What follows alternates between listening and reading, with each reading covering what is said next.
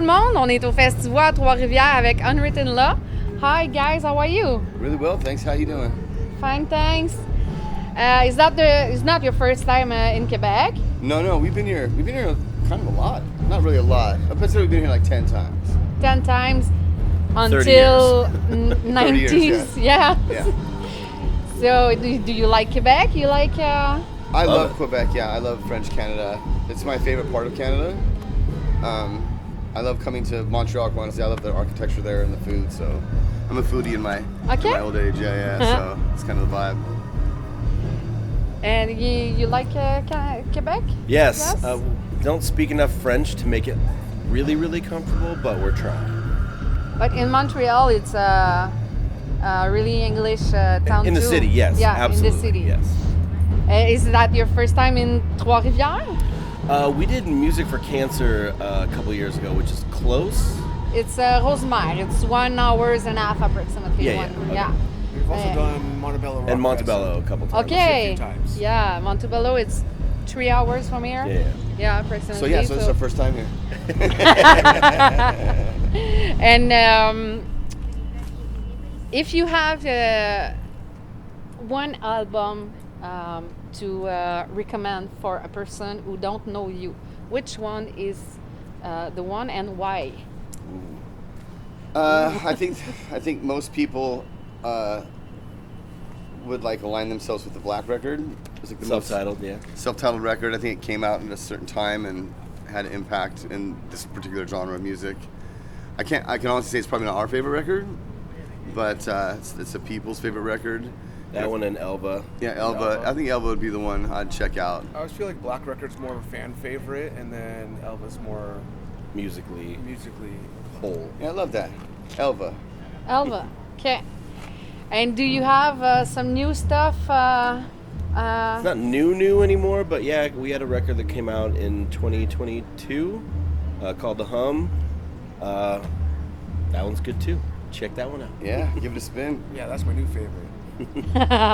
And do you written another album now, or is the? So a couple of us, like I have like 3 or 4 songs ready. Chris doesn't have shit. Johnny doesn't have shit, and then Scotty Mac's got a couple songs ready. I think just in this climate, in this day and age, making a full album is hard, is tedious and hard, and it doesn't have the reward per, what's the saying? The reward per return on investment. No, that's not what I was looking for. Fuck it, that'll work. Yo. Risk for reward, whatever. It's just, it's too grand. I think it's easier and more efficient to put out EPs or singles in this climate. You know what I'm saying? I don't think that the human race will sit through a whole record of anything and give it the attention it needs for the amount of work that went into it. So for me, my 1/5 of this band is I'd prefer to put out EPs, go tour EPs and do that and focus really strong on 3 songs as opposed to focusing on trying to make 11 songs work, 12 songs work together as a piece. Well, this lineup has been together for about 11 years now, and just having put out a record a couple years ago, when I joined the band 11 years ago, that was what I wanted to do, and I kind of imposed. I was like, well, it'd be really cool to do a full-length record, not realizing how much it would actually take out of us in the end, not to mention we did it in the middle, like the pandemic was like right in the middle of when we were writing it to recording it.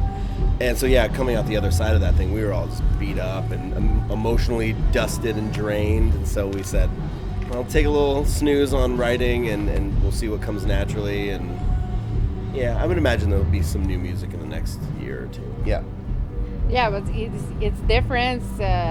It's different now with the download. It's not you don't have to do an album like a couple of years ago. So bands can tour off of one single. Yeah, they can create a tour around just one single these days. So a lot of bands made it like that, and a lot of bands prefer to make the EP than a complete album. It's more efficient for business, if you will. Yeah. And do you have one song in a lot of sorry. You're good. You're done. In all of your songs, do you have one song that you regrets to written? Oh, that we regret writing? Regret. The Blue Room. Oh yeah. The whole record. You got to start somewhere to go somewhere. Oz Factor. No. What songs do I regret? I mean, No regrets. Not even a single. no regrets. No Yeah. regrets? Nah. That's it. It's all music. It's all fun. We're here for a short time. Who cares? Put it out. You know, if you look back and laugh at it like I do some of it, and you look back and smile at some of the other stuff, and you look back and you're really proud of some other stuff. You know, I don't regret anything. I'm not gonna lie. Yeah. Good. Well said. No regrets. No regrets. Not one. Not a single letter. Not a single letter. If you should add one member to your group, everyone dead or alive, who will it be? Any musician ever? Yeah, everywhere. Bob Marley. Bob Marley, yeah. Well, for me, he's like just the greatest icon. Because not only did he conquer a musical genre, but he was also a political leader, and he was also a Humanitarian, yeah. So he's in my opinion, my humble opinion, he's only one artist on the planet who did all three effectively. Really, caused change in politics, especially in Jamaica, and made some of the greatest music, in my opinion, ever made. And then had a lot of good shit to say spiritually. Okay. That's a vibe. I fuck with him. Are you? I'm okay with that answer. Yeah. I'll stand by it. And he was really good looking. He's incredibly good looking. Yes. Okay. Do you have one person that you meet in the past who changed your life? That's a good question. One person that's changed my life. Some things you said or she said, or the meeting you meet some artist and you tell, hey, I want to be an artist. No, I remember meeting Billy Joe from Green Day one time, and I was like, hey man, thanks for all the great songs. And he's like, oh, thank you so much for saying that. He's like, and you? He's like, that's the song you wrote about your daughter is great. He's like, I really love that song. Wow. So the fact that he knew one of my songs that I'd written about my daughter, which is one of my favorite songs because it's personal, obviously. That was really cool. It didn't change my life or anything, but I was like, I'll fuck with Billy Joe. Yeah. It's really cool. Blink did us, pretty well. They put us in their song, and all of a sudden they turned into the Beatles, and they gave us kind of a little mini career for a while. Okay. Yeah, I don't know. What about you, Chriso? That sounds about right. Yeah. You met a lot of. We've met everybody. I'm not gonna lie. We've Yeah. been playing music since '91. Played on every festival. Did across you the ever planet. met Billy Talent? You know what? I haven't. Chris is really excited about it. Huge fan. Yeah. Oh yeah. Oh, I'm so excited. He's really excited about it. I got to see Billy Talent one time in the States, and I've been following them since their first record, and it was in a parking lot at one of our sheds in San Diego with Rise Against and Rancid, and they were opening, so it was Wow. only like 25 minutes of them, and so I'm excited to watch them tonight. Okay. Very So you watch them from the backstage, or you will go and? I would really like to go out front and hear the real deal. Yeah, the Yeah, sound. the The full sound is frontal. better It when is. you You are got- in oh, yeah. front, huh?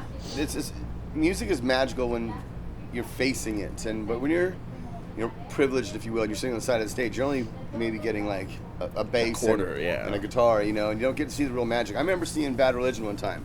One of my favorite bands. I do have them tattooed, so I can talk what I want to say.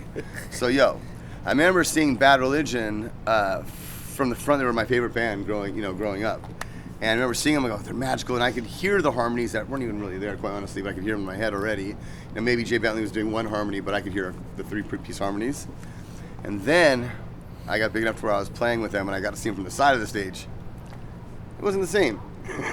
You know what I'm saying? It's meant Not to be the same. viewed this way. Yeah. So Do you live for today? Yeah, we're not going to see them. We have a show in Montreal Yeah. tomorrow. We are bummed. I have, sad. and because since I've been doing music, there's this band called the Growlers that I truly loved. Hence the shirt. And Brooks Nielsen is the singer of it. And I swore to myself, because I've been so tainted or privileged, if you will, to be backstage and everything, I'm like, for this band, I don't want to meet them. You know, I don't want to meet your heroes, whatever. And I'm only going to watch them from the front. Although I've already broken that. I've seen them from the side a couple times. But when I met him. And I met him too. I did drugs with him. No, but just kidding. But when I go see them, I like to see them from the front so I can get the full experience. And I think that's where music really truly becomes magic, is when you see the full smoke and mirrors and sounds and fog and all the things. You know what I'm saying? Yeah, we saw Brooks in San Diego. I've never seen Scott so much like a little kid. Dancing. He was so happy. I was dancing like a little schoolgirl. He was giddy, if you will. Yeah. Oh yeah. Yeah, it was great. Brooks. His restraining order came in the mail shortly Yeah. after. Yeah, my restraining order came just like a week after that. It's not his first one. Not his last. My next question, you answer from my next question. It was what is your ever favorite band? Well, I have a new favorite, and he happens to come from Paris. Oh. Yeah, that's right. And his name is Ryder the Eagle. And it's super hipster love songs. They're kind of done in like a rumba sound. And what was this? Bossa Nova. Bossa Nova. Very cool. Obviously, English is his second language. And he sings only in English. And I'm like, and I met him. He stayed at my house actually when he was touring through Mexico. I live in Mexico.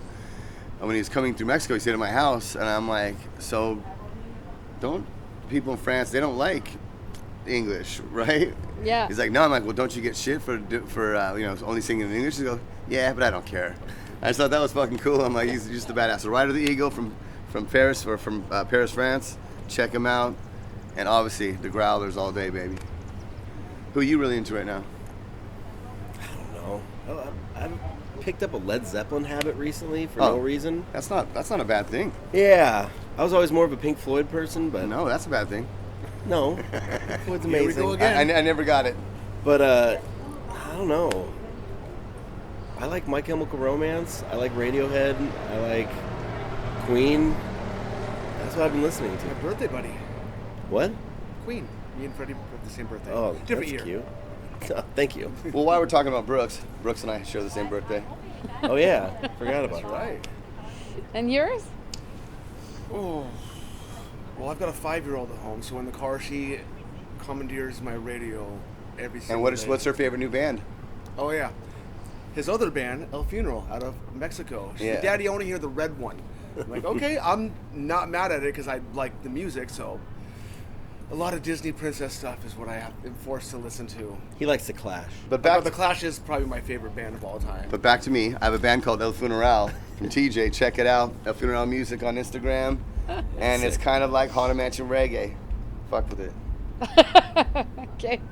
So, thank you guys to come in Trois-Rivières.